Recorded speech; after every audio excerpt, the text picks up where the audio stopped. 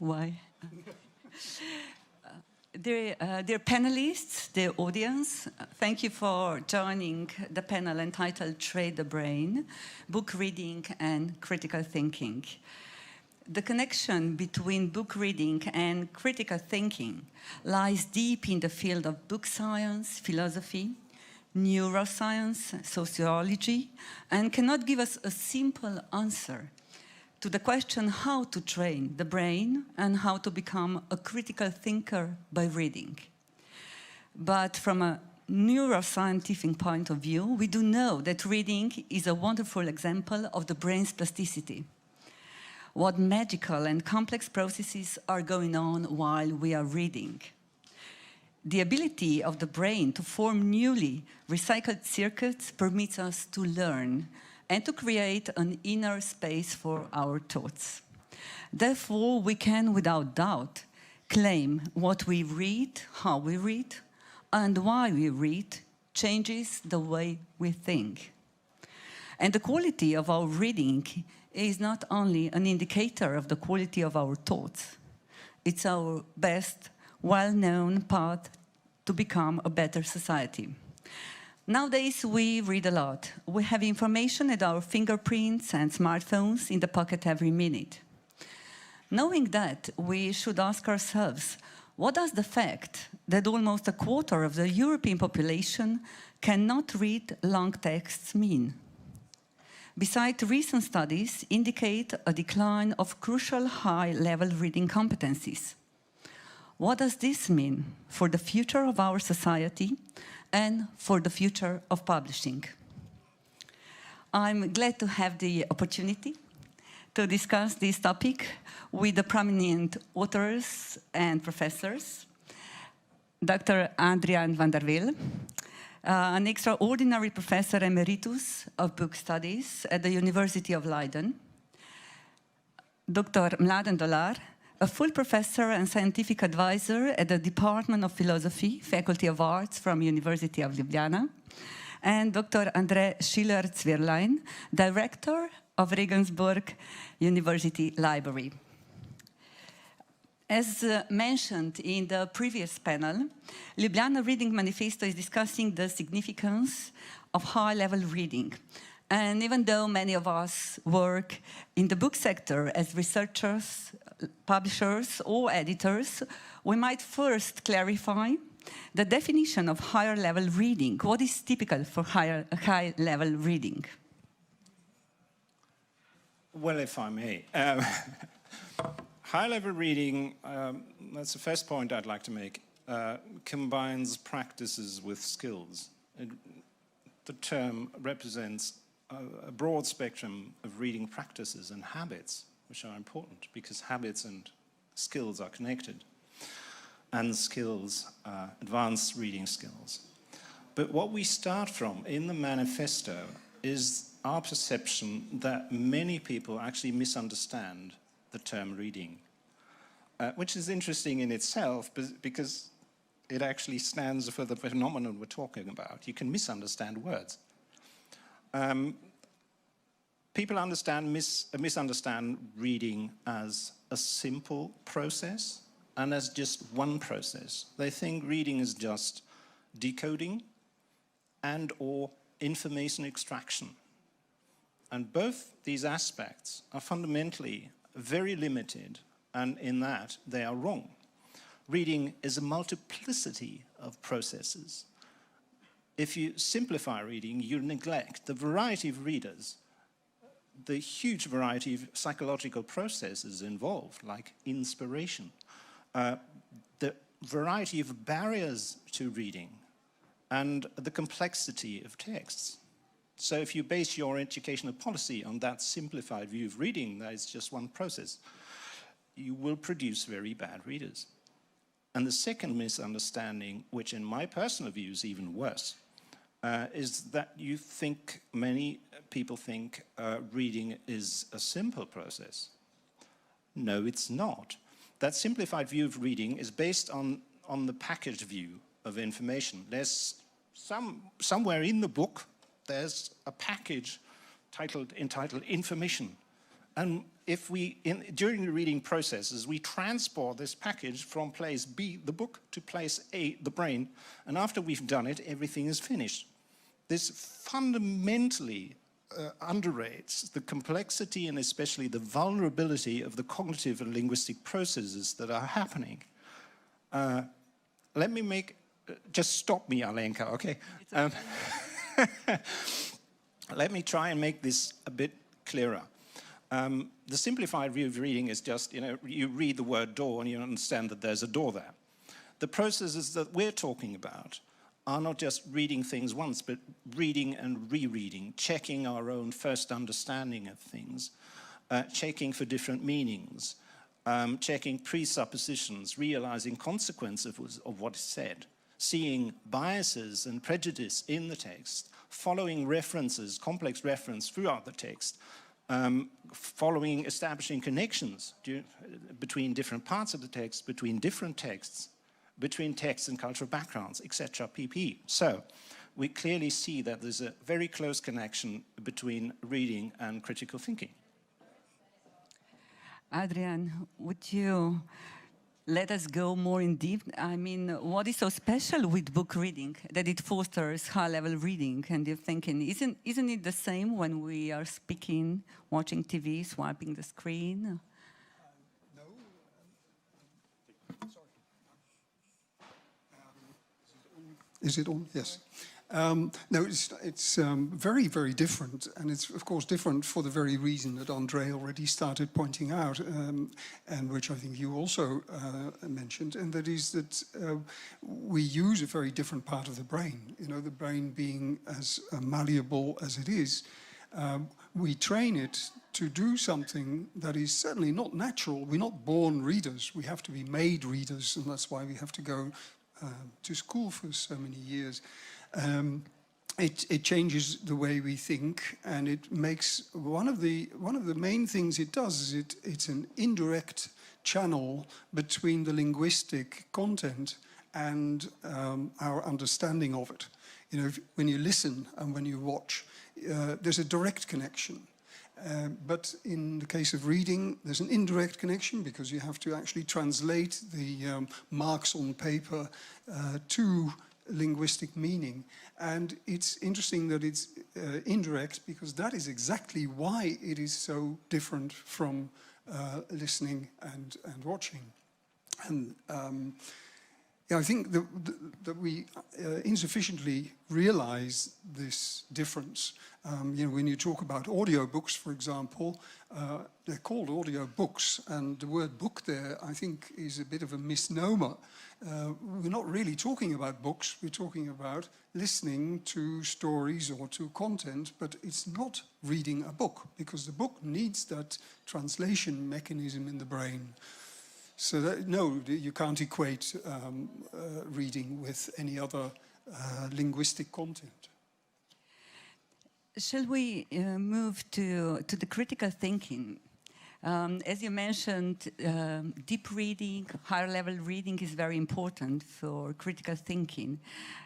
Most of us think we are exercising actually critical thinking, but if we are honest to ourselves, we realize that we are doing so less than we imagine. We believe we allocate time to it later, which is probably more or less a wastebasket of lost intentions. Can you say something about that, Mladen? Yes, thank you. First of all, I must say that I'm the odd one out.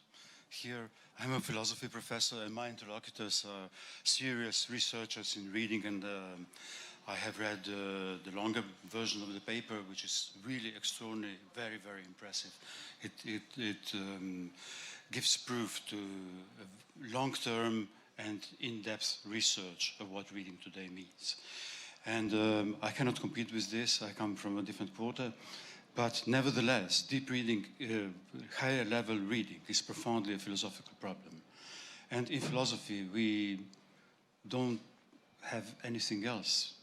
I mean, philosophy is higher level reading. Unless you have higher level reading, you don't have philosophy. And which means you have to spend a lot of time on a couple of pages of engagement of classical philosophical texts from Plato to whatever, Wittgenstein, Heidegger, Derrida. And being a philosopher, I will nevertheless point out to a paradox which stands at the beginning of philosophy. Namely, there was a great figure of Socrates. I mean, this towering figure to such an extent that the whole of philosophy is divided into the pre-Socratics and the post-Socratics, which are us. And Socrates, namely, didn't ever write anything, nor is any record of him reading. So we have this paradox. The greatest philosopher of them all, the mythical figure of philosophy, the founding father of philosophy, is somebody who doesn't write and who doesn't read. In Plato, in many of his dialogues, in the seventh letter, etc., he has a lot of misgivings against the very idea of writing. He thinks that with writing, philosophy will come to an end. And writing was, at that time, a sort of recent invention. I mean, writing was, okay, a couple of millennia old, but the Greek alphabet, the first documents in Greek alphabet are from 8th century BC. And philosophy emerged in the 6th century, so there was a sort of recent phenomenon, the idea to write down something. And Plato thought this is a profoundly suspicious activity, because the proper element of philosophy is the conversation in live voice, in immediacy of the presence. So with writing, you lose this. You lose this. You write down something, and this will, who knows who will read that, when, where. You lose control over it. You lose control over writing. It's disentangled from the immediacy of a speaking situation, intersubjective situation. And second, the great danger of writing for Plato was the fact that it was seen as a crutch, an auxiliary instrument which works against memory. And Greeks had a great veneration for memory, for mnemonics. And you can see in Plato's dialogues, some people meet at the beginning of a symposium, I don't know, and the one says to the other, but you know that person who was present at symposium? And he says, yes, yeah, well, that person then told this story of symposium to another person, and now I will retell you the story. So there was a long oral history before Plato comes and writes this down. And this is important for Plato, that it had to be entrusted first in memory and before he could come to writing. And in a way, Plato is always writing with bad conscience. And there is a strange word in Slovene, which is izdati, which can mean to publish or to betray. So Plato published Socrates and he betrayed him. He betrayed him. Philosophy started by betrayal, by betrayal of that immediacy of the presence and the exercise of memory, which should be for Plato the true element. And I'm coming to the conclusion of this story. Of course, it was Plato's myth. If we didn't have writing, we would know about none of this. We wouldn't know about Socrates and all this story. We wouldn't know about the authentic ways of thinking that Plato was promoting. We only know this because of writing and the complexity it allows for, and the enduring character reaching over generations, times, and spaces, over millennia.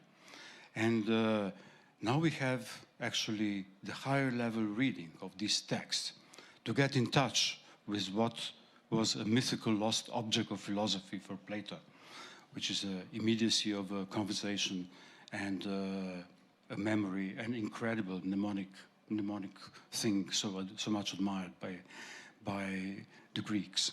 So now this is our best bet to get to philosophy. Thank you, Andre. You have some thoughts about it? I'd just like to add one more thought on Plato. In case people are wondering why we're mentioning Plato so often, he was mentioned even before, which I think is wonderful, mentioning people born 2,000 years ago.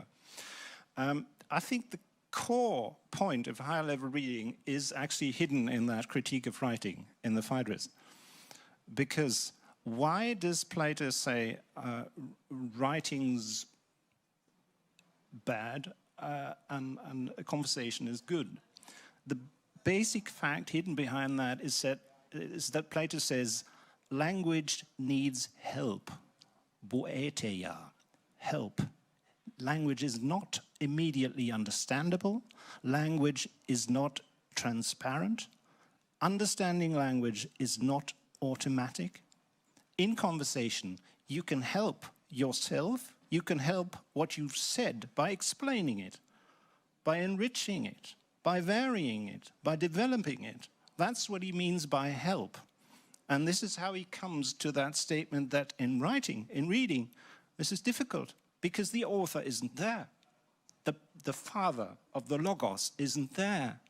But our answer to all of this is, of course, we, the readers, have to help the text. And this is, in my view, the core of higher level reading, helping the text. That's a nice point. Adrian, would you like to add something? No, because I would be merely repeating what's already been said. I think that well, one tiny remark perhaps is that you could perhaps see it in sort of changing of roles. If in Plato's view the most important person was the thinker, it was of course Socrates in his case. Now what we are saying is we as readers need to take over that role, and you know we can't all have Socrates at our sides to help us think, but we can, if we use our discipline, we can actually get things out of text that the author put in there. And I think it's our duty as higher level readers to do that, to get the information out of the text that we think is in there. And that is not superficial, as Andre said at the beginning. Thank you. Shall we now move to the importance of critical thinking for democracy? We mentioned that already in the speeches at the previous panel, but nevertheless, this is something what is so important, having in mind the society we are right now. Yeah, if you don't mind, I would like to give you a quote from a book that I'm reading right now, and that is Suleiman's book, The Coming Wave. It's just come out. It's only out a few weeks, and it's a fantastic book about the problems that the world's facing with new technology again. This time it's AI and biotech. But anyway, he writes, social media thrives on heightened emotions and quite often outrage. A meta-analysis published in the journal Nature, and this was only last year, Lawrence Spreen et al., 2022, reviewed the results of nearly 500 studies, concluding there is a clear correlation between the growing use of digital media and rising distrust in politics, populist movements, hate and polarization. This systematic review throws up clear evidence of serious threats to democracy coming from new technologies, meaning, of course, especially social media. So I think that we need a clear antidote to the to this phenomenon of social media, which actually play on our emotions, and that's the whole reason of their existence, because it's to make money for the people who run them, the platforms. And we need deep reading in order to think and counteract these social media. Andre, would you like to add something? The power of the social media indeed foster this shallow understanding as well. So, in having in mind all these conspiracy theories and the ability to distinguish between valid and non-valid facts, this is the question which needs to be discussed. Yeah, there's a sort of almost like a programmatic reaction, a very intuitive, a very impulsive, a very primary reaction to things that we read on the internet that we don't agree with, or even if we do agree with them, it's a gut reaction. And of course, that's the dangerous thing. That's being exploited by the big platforms. So, you know, what can we do to counter this attempt at hijacking our thinking? Well, we can only promote, I think, a deeper form of reading than we are invited to do by social media. And I think screens are, as it were, contaminated by the fact that they're associated with social media, with leisure, with non-thinking activities, with games maybe, with all sorts of things, but not with deeper reading. So that's why we stress the importance of reading longer texts, reading book-length texts, and reading preferably from paper. Please. Yeah, I'd like to add to that. What we need to do becomes clear if we realize what is at the core of what's going wrong. And I think at the core is simplification, reduction, and lack of time. If we go back to the Greeks again, krine means differentiating. Critical thinking means differentiating thinking. You need to make room for the complexity of phenomena. And especially, you need to take your time for complexity. And we can go back to Socrates again. An unexamined life is not worth living. An unexamined text is not worth reading. You know, just read it once through. It doesn't work. And same goes for people. If I just listen to 3 sentences somebody utters and then judge that person, that doesn't work. So what we need is metacognition. What we need is making time and space for complexity to check and check again who's right and who's wrong. And metacognition, especially critical thinking, involves the possibility, the strange possibility, that we ourselves might be wrong. And I think that's of fundamental importance. Mladen, from the philosophical point of view, I mean, this is the essence of philosophy, I would say. Yes, well, I will let me again complicate matters, so give a slightly different perspective on this. Namely, the general literacy and printing is the consequence of the Enlightenment. This was the big Enlightenment project: general education, general literacy, and, well, the possibility of printing. And now we look at Balzac's novel, The Lost Illusions, is a very telling title. Les Illusions Perdues, The Lost Illusions. It's a novel from 1837 or so, describes the situation in the 1830s Paris. The Lost Illusions of the Enlightenment is maybe the subtitle we could place to this novel. There was a French movie, actually, a couple of years ago, a grand production with Gérard Depardieu and Marie de France. It was the French entry for the Oscar. Why I'm bringing up this novel? Because the plot is basically that Lucien de Rubempré, this hero of the novel, comes to Paris in order to make his career as a writer, which is a very complicated affair. But in the meantime, while waiting, he joins a publishing house, newspapers, and there you can see it, 1830s Paris. The yellow press, the slander, the scandal mongering, fake news of all kinds. I mean, this is what they were hired for, and they thrive enormously on this. And the same questions that are asked today were actually asked in 1830s Paris. No? Is this the post-truth age? How to differentiate truth from lies and fake knowledge from opinions, and and the grand scale of possibility of spreading slander, rumors, gossip, which were unprecedented at the time, because before that they had to be spread pedestrian way through the voice. You know? And the time is of course important because this was the first time in history that it was technically possible to print enormous quantities of newspapers overnight.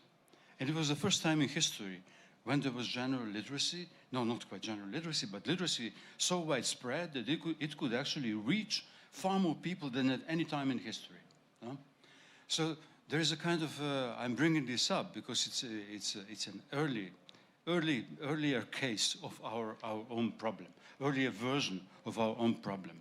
But it's like disillusionment with the print, general education, literacy, etc., which seem to be the high mark of the Enlightenment development, then suddenly stuck in this marsh, in this terrible black fog of where all those things, truth and lie, couldn't be differentiated any longer. So this is the predicament of the Enlightenment. We are not the first one to experience it. We have to keep in our minds that this predicament has a history. But I do believe that this particular predicament is bigger than it ever was since the Enlightenment. With the new technical media, with the internet, and internet in the beginning, and in the 90s, when it became this glorious taking over the world, it was again seen as an instrument of the Enlightenment. Because we would instantly get all the information we need, and we could instantly get into communication with people we would never be in communication with. It facilitated information, it facilitated communication. And let me finish with this, that I think our predicament is the more there is information, and there was never so much information freely available to everyone, ever in history. The more there is information, the less there is knowledge. The more the knowledge is endangered. And the more there is communication, again, there has never been so much communication ever in the history of humanity. The more the social ties are threatened to fall apart. Actually, this is the predicament.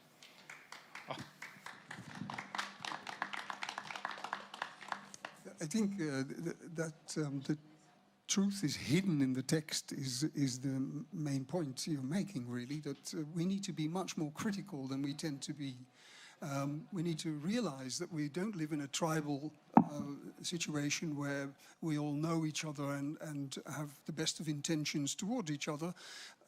We are faced with people having designs on us, and this is what we need to keep in mind if we want to keep our democracy flourishing, that the text can have a design on us, whoever has written it, and that we need to bear that in mind when we read the text. We talk about disinformation and social media. I have a nice example which I might like to read if you don't mind. This is, that Twitter changed hands, and Elon Musk, soon after he acquired Twitter, said that he thought that people who had been previously banned from the platform should perhaps be reinstated. The question was, as he put it on Twitter, should Twitter offer a general amnesty to suspended accounts provided that they have not broken the law or engaged in egregious spam? And then there was a vote, and the vote turned out to be 3/4 in favor of this. So that's what happened. So all those unreliable voices came back in droves after this decision. By the way, his reply to the vote was, the people have spoken. Amnesty begins next week. Vox populi, vox dei. But of course, vox populi, vox dei is attributed actually to the 8th century scholar Alcuin of York. And he said this precisely because you should not listen to the voice of the people, because he said, the chatter of the crowd is always almost mad. In other words, it is better not to trust the opinion of the crowd. Musk, unfortunately, had no idea who he was quoting. But this shows you need to look below the surface of the words. Andrea wanted to add something? Also, we could just, being at book fair, stress the role of literature in all of this. I tend to be a very philosophical person myself, but I think sometimes, that you can't surpass literature in making things clear. For example, the best book about conspiracy theories is not, any kind of theoretical book on conspiracy theories, but Umberto Eco's The Prague Cemetery, Cimitero di Praga, which is based in 19th century Italy. You can't make it any clearer than that. The best book about totalitarianism is 1984, It doesn't get any clearer. So I think teaching literature, reading literature, is a fundamental way of understanding how we should actually live together. So basically involving ethics, Well, still, did you want to add something, Mladen? No? Well, yes, this is a free conversation, so wherever it goes. I think that there are some fundamental oppositions on which our tradition was based, which are being seriously endangered. And we already mentioned the opposition between information and knowledge. And Andre pointed out very clearly that the very idea of information is that there's some sort of package there to be recovered, retrieved from the text, and then we'll be fine. And I think there's a huge difference between information and knowledge. Pieces of information, bits and pieces of information are never form a structure. And the difficult thing is how you connect these dots. Information is a dot, and it's easy to retrieve a dot and to become familiar with it or whatever. It's easily available. But how the hell does this make sense? In what kind of structure is it inscribed? And okay, this is my philosophical soul. I'm a Hegel person, and by the way, Hegel started his career here in Frankfurt. The early Hegel, 1797 to 1800, he was in Frankfurt. And in the preface to the Phenomenology of Spirit, he speaks precisely about two kinds of truth, which are, for him, fake kinds of truth, and one is mathematics, we leave this behind, and the other one is historical knowledge. But what he means by historical knowledge is that people think that we should learn facts like, this is his example, Caesar was born at the year 100 BC. What does it mean? This is a correct information. This is a kind of information you can retrieve. And he says basically, well, none of us was there when Caesar was born, 100 BC. We need first to think about the huge net of spiritual institutions, which have preserved this fact and made it available to us. This is a mediated fact. This is not an immediate fact that you can know. This is the very fact that we know about this is mediated through the whole spiritual history, geistige Geschichte for him. And why do we know this fact? Because Caesar had then certain impacts, huge impacts in history. So it's only retroactively, once we know about the historical impact this figure made, it's only then that we think that retroactively it's important when he was born. So the very fact that this is relevant information is filtered through many layers of mediation. And unless we know those layers of mediation, we know nothing. By knowing Caesar was born 100 years BC, okay, why would this make sense? In order for this to make sense, there's hard work. It's hard work to retrieve, to turn information into knowledge. And this is why the higher level of reading is so important, taking time. This is why libraries, as Andrea said, are sanctuaries of knowledge. In order to transform information into knowledge, we need a library. We need a library, we need books, we need to engage, we need time. It's not that it's everybody's fingertips. You can find out any kind of information, but information is nothing without the structure of knowledge, which has to sustain it. And I think all this leads us to the question of education. I mean, how can we foster cognitive patience of our young generation? I mean, they are not used to reading long texts. It seems that this mental effort is too hard for them. What do you suggest? Is this the sign that the educational system should be changed? What actually should we do? This is quite a challenge, I think. Could I just take you one step back, and that is, why should children learn to read in the first place? Oh, higher level read, sorry. And I think maybe it helps if we can make them aware how important it is for their own development, for their own chance of becoming something in life, of turning to their own future, of getting a grip on life, on existence. I think it would definitely help if we don't present learning to read as that trick that Andre started with, the simple act of decoding, of learning how to decipher the words, but to see, for them to learn that reading is something that enables them to think properly by thinking also about their own feelings, about their own emotions, about everything that happens to them. We give them an instrument that helps them get a better grip on themselves and on their future. So that apart from any academic side to reading, which we've been discussing amply, I think, if you begin with something quite basic like that, it might help improve their willingness, their motivation to read. But yes, the importance of education, of course, and how to do it. Andre, I can see you. Education needs to be based on cognitive skills and not entirely on information.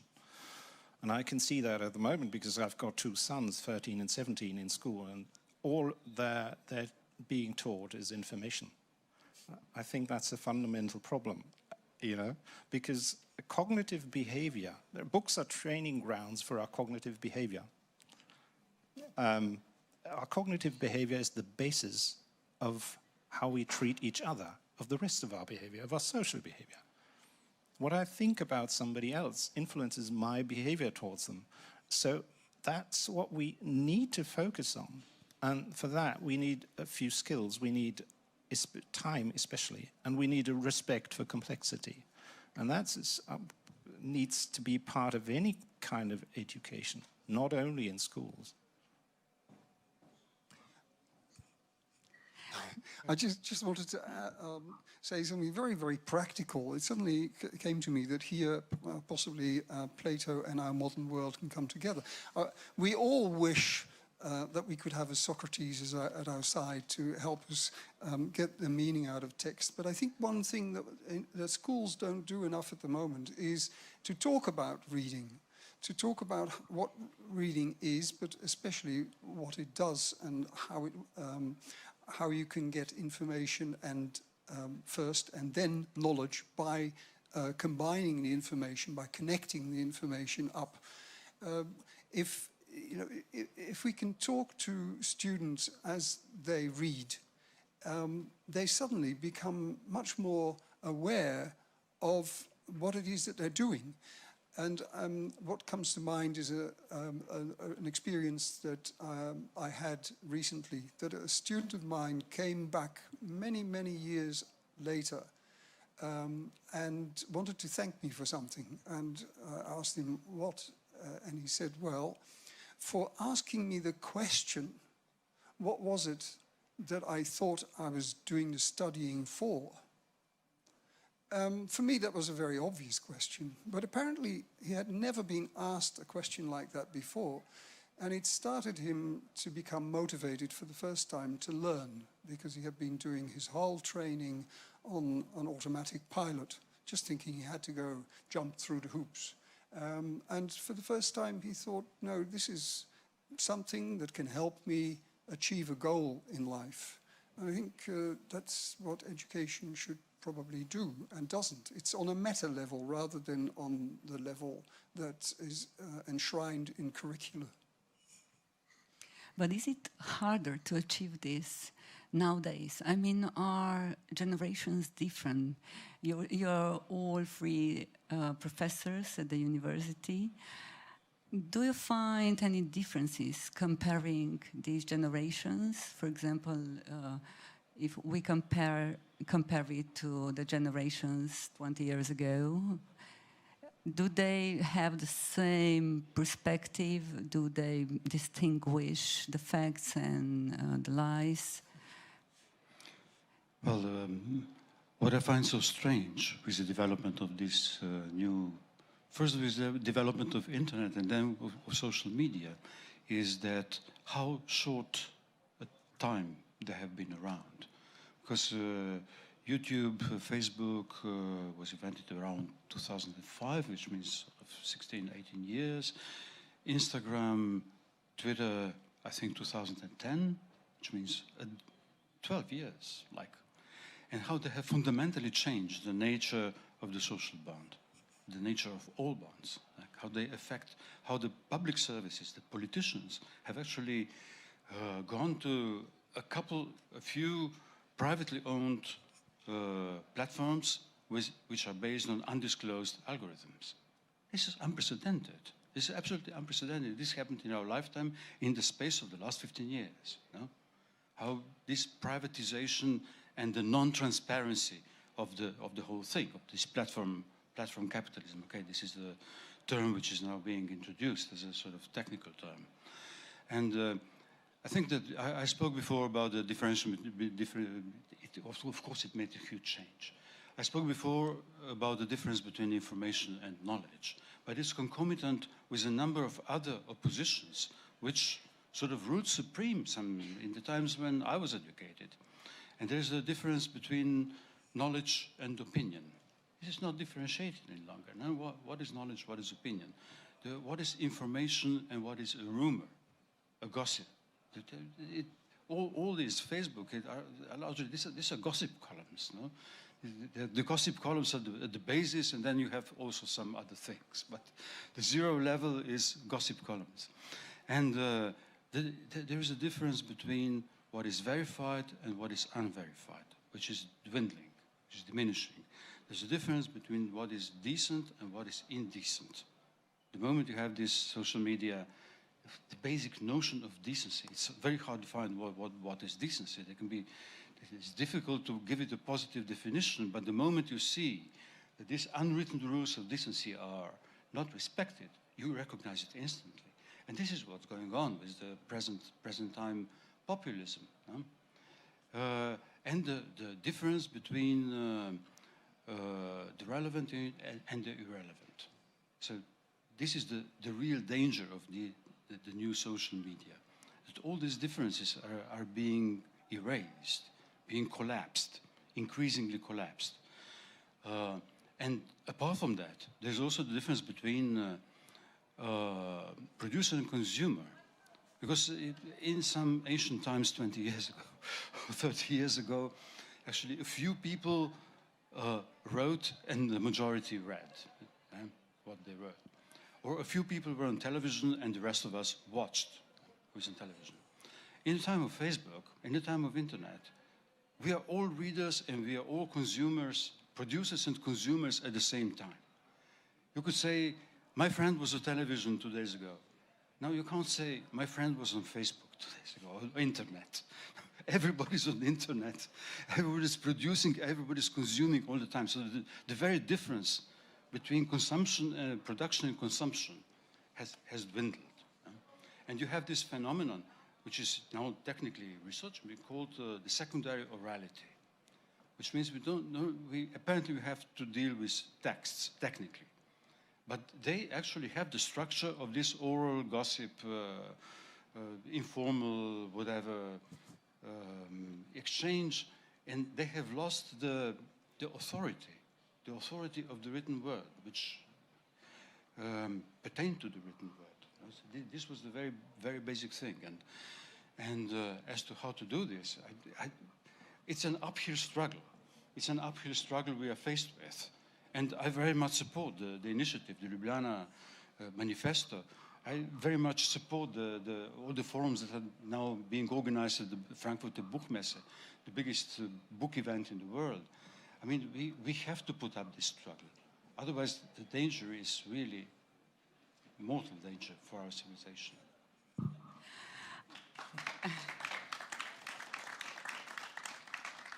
Thank you very much. That was a very nice conclusion of this discussion, because we came to the end of our panel, and I would just like to say thank you for your valuable insights.